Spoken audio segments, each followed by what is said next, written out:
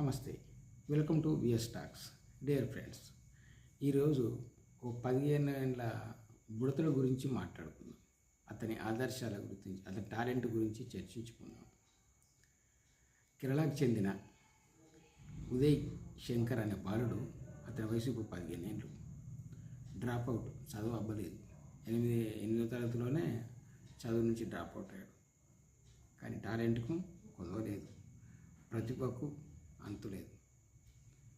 అంతే, ఒక 4 online certificate కోర్సులు చేసుకుని 4 ఏఐ మీద మసాచుసెట్స్ ఇన్స్టిట్యూట్ ఆఫ్ కంప్యూటర్స్ నుంచి ప్లస్ కాన్పూర్ ఐఐటి నుంచి ఏఐ కోర్సులు చేసి ఇప్పటికీ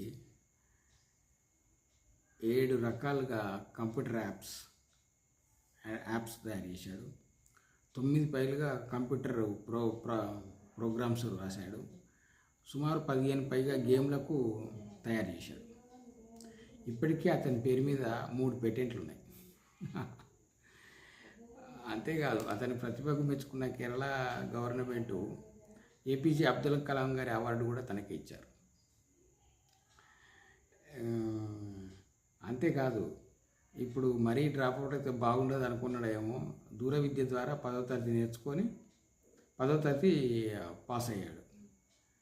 అట్లాగే ఇప్పుడు యాపిల్ డెవలప్మెంట్ మీద,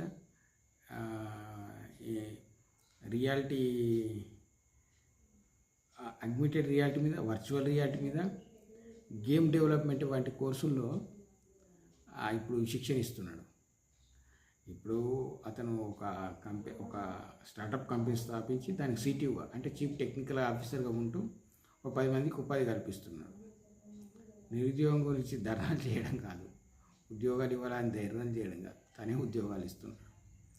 ఇలాంటి వాళ్ళే రేపు భారతదేశానికి ఆదర్శం.